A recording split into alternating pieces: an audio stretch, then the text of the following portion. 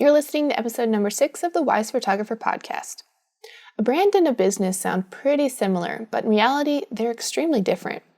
A business offers a product or service and delivers upon it.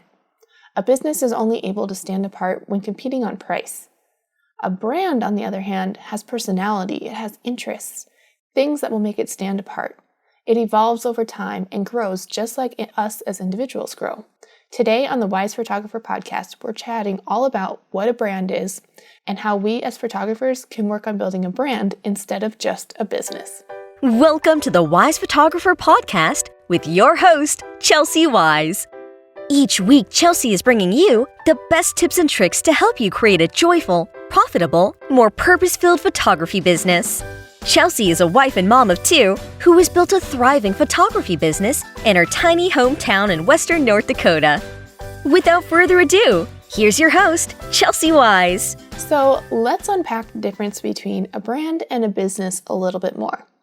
The dictionary defines a business as a person's regular occupation, profession, or trade.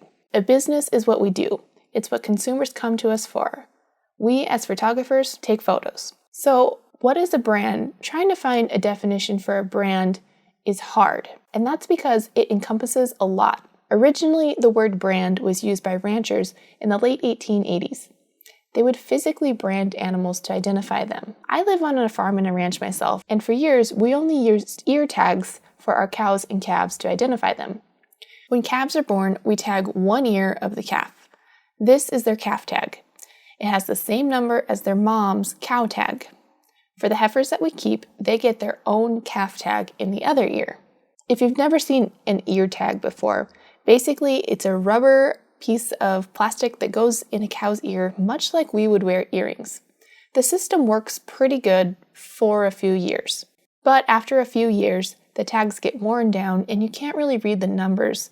And sometimes cows will actually end up ripping their ear tags out if they get caught on something or stepped on. About 2 years ago, we started freeze branding our heifers. We raise Black Angus, so we freeze brand. With freeze branding, each heifer will have a white letter and number on their hip. It won't fade over the years, and it's easy to see from across the pen. Now, we personally use brands to identify each cow individually, but many ranchers have their own unique brand that represents their ranch. This makes it harder for someone else to steal your animal and pass it off as their own at the sale barn. Cattle rustling might sound like something out of the late 1800s, but I assure you, it actually still happens today. Each ranch has its own reputation, and as the ranch is passed on from generation to generation, that reputation tends to change. Each generation has its own spin on how they conduct business, what bloodlines they decide to integrate into their herd, and what their final product produces. All of that goes into how people feel about the brand. Now, we aren't physically branding our clients or customers, but we do want to create that reputation, that perception and feeling that people have about us when they think about our businesses. Much like a ranch's brand reputation and perception, it's going to evolve over time, and so should ours. This gives us the ability to pivot. Businesses who are able to pivot are the ones that are going to keep their doors open in the long run. So what does pivoting look like? A pivot occurs when a company makes a fundamental change in their business after determining, usually through market research, that their product isn't meeting the needs of their intended market. Companies tend to undergo more pivots early on in the stages as they're getting to know their target market's needs and wants. Companies will continue to pivot as these needs change and the company discovers new opportunities for the business. I myself pivoted quite a bit in my early years as a photographer, from families to seniors and then on to weddings. While most of my pivots were based off of finding joy in my own work and not directly about missing the mark on my current market, they were still pivots. So what actually goes into building a brand? The first step is to find your place in the marketplace. You can check out episode number 2 where we talked all about finding your niche. But basically, you want to find what type of sessions you enjoy shooting and narrowing in on that. The next step in building a brand is to find your brand's focus and personality. So how do we find this focus and personality? My first suggestion is actually that you associate some words with your brands. So go ahead and grab a pen right now, and I want you to write down 3 to 5 of the following words that you would use to describe your brand if it were a person. Here's the list: smart, beautiful, funny, responsible, dry, wealthy, fun, affordable, charitable, outdoorsy, reliable, fast, manly, trendy, quirky, active, expert, energetic, daring, artistic, bold, serious, professional, sophisticated, silly, rebellious, caring, witty, young, chill, experienced, flamboyant, honest, bookworm, resourceful, creative, zen, strong, childish, goofy, angry, hipster, bohemian, modest, fashionable, activist, handy, effective, peaceful, weird, vigilant, secure, rugged, sexy, over the top, party animal, discreet, or exclusive. Go ahead and use these 3 to 5 words to kind of help narrow in on the personality and feel you want to have in your brand.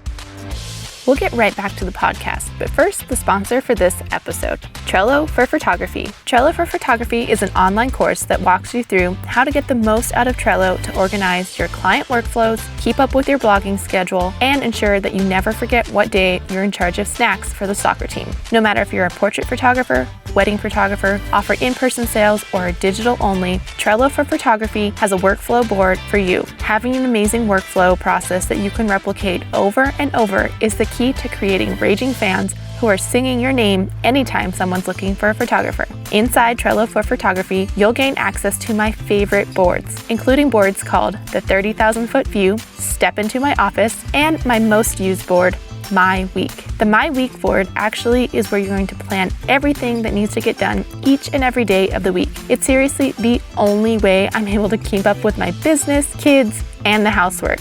You'll gain access to videos walking you through how to use each and every board. Best of all, you get complete lifetime access to boards and updates. Just copy them to your account and start saving time and actually getting things done. Never question whether or not you ordered that album for that wedding client or spend hours searching for a PIN number for a gallery that someone forgot. Best of news, Trello for Photography is just $29. You spend more than that on a single manicure. To find out more and enroll, head over to TrelloForPhotography.com. That's TRELLOFOR photography.com. The next thing that I suggest is looking at choosing your colors. Now, a color doesn't just define the look of your brand, but it also is a way of communicating the feelings. Colors don't just define the look of your brand, but also the feelings you want to communicate. While color psychology isn't an exact science, it does help to inform the choices you make, especially when it comes to the color you choose for your logo. I'll share a nice little graphic in the show notes that you can check out, but here's a little bit of an overview on color theory. Starting with yellow. Yellow represents optimism, clarity, and warmth. You'll find brands like Nikon, Sprint, and Best Buy using yellow in their logos. The next color is orange. Orange represents friendly, cheerful, confident brands like Nickelodeon, Payless, and Shutterfly. Red represents youthful, bold brands like Canon, Nikon, and Virgin Mobile. Purple can represent creativity, imagination, and wisdom. Here you might find brands like Barbie, Yahoo, and the Big Brothers Big Sisters program. Brands that use blue are trying to communicate trust, dependability, and strength. Brands using blue include places like Lowe's, HP, and Facebook. If you're wanting to convey a peaceful, growth, or healthy message, you may want to look into using green in your logo. Here, we find brands like John Deere, Animal Planet, Starbucks, and Whole Foods. Finally, your neutrals, so grays, blacks, and whites. You're going to find brands like Apple, Honda, and Nike. These brands are communicating a neutral, balanced, and calm feeling. So what else goes into a brand? As photographers, we are able to create what's called a personal brand. A personal brand uses your own personality, likes, and interests to create touch points with your clients. Chip and Joanna Gaines, Chrissy Teigen, and Taylor Swift, as well as Jenna Kutcher, are all people who have created powerful personal brands. Let's talk about Chip and Joanna Gaines for a second. If you've never seen the HGTV show Fixer Upper, you're living under a rock. Just kidding. But really, you should go check it out. Fixer Upper isn't the first show showcasing restoring a home. There have been dozens of them. So why is it that Chip and Joanna have found so much success? The answer, they let you into their lives. Yes, the final reveal is amazing and the product is great, but it's the middle of the episode where we got to see them interact with each other and with their kids. We learned about Joanna's love for gardening. We got to see Chip's funny sense of humor. Now I challenge you to go back to some of their very first episodes. Joanna's wearing this dark lipstick, and her style isn't quite as relaxed as the neutral colored tops and jeans that we're used to seeing her in now. Chip is wearing a collared shirt and isn't joking around as much. He seems really stiff. All of these things that we know and love about them aren't being highlighted in those first couple of episodes. Luckily, however, producers realized this and started showcasing who they are as people, as a couple, and that's why America has fallen in love with them. We love Chip and Joanna for Chip's humor, their marriage, how they love each other, and put family first. Joanna's relaxed but put together style is envied by so many people. They have now gone on to quit the show, but are continuing to build their Magnolia empire, which includes a line at Target, their own retail store, an online store, a restaurant, a cafe, a bakery, a magazine, multiple books, a marathon, rental properties, and now their own TV network. Because of the brand that they've built, people are lining up for all of these things, even though we first got to know them for flipping houses.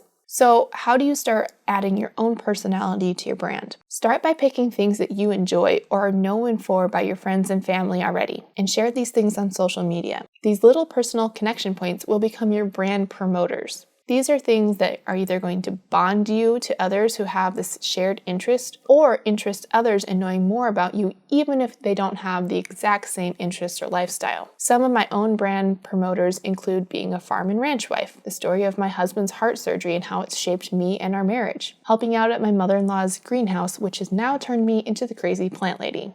I have 5 fiddle leaf fig trees, and anytime someone in our area gets one and goes to Facebook asking for information about one, I always get tagged in their post. About 2.5 years ago, we were restoring our farmhouse, and that kind of became a brand promoter for us. Now, interior design and decorating has become something that I share a lot about as well. Your community will let you know if these things you're sharing are resonating for them.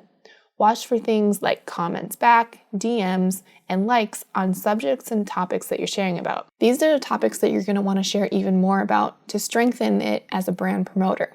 The first place I suggest sharing these little personal tidbits is on Instagram stories or Facebook stories. While video can sound a little intimidating at first, remember that these short 30-second videos disappear in just 24 hours. So it's a great place to test out different brand promoters. Not everyone who follows me for my decor or plant advice needs a wedding photographer right now, but the chances are that sometime over the next year, they will know someone who is getting married. And guess who's going to be top of mind since I've been showing up in their Instagram stories every day for the past 2 years?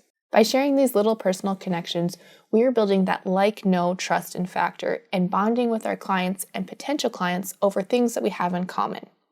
Photography is a pretty personal thing. As wedding photographers, we are with a couple on one of the biggest days of their lives. For newborn photographers, you're entrusted with capturing a new life's first moments. Being able to connect with your clients is important, if not essential, to the process. By building a personal brand, you're able to let your clients and potential clients into a little piece of your life that's going to help establish and build that trust. We're also attracting like-minded clients and repelling those who don't align with our values. You're going to continue to shape and evolve your brand as you grow as a person and expose yourself to more customers and learn more about who they are and how to speak to them. It's important to appreciate that you're never going to be 100% control over how people perceive your brand. You can tug customers in the right direction, make a great first impression, and manage your reputation, but you can't control individuals' perceptions that exist for each person's mind. Say, if they had a bad customer experience, all you can do is put your best foot forward at every turn and try and resonate with your core audience. But hopefully, this little episode here has got you started in the right direction for building a brand and not a business. Thank you so much for joining me. I will see you in the next episode. Bye. Thanks for listening to the Wise Photographer podcast. Dive into the show's notes for this episode and all past episodes at www.thewisephotographer.com. If you love the show, share it with a friend. Thanks for tuning in, you wise photographer, you.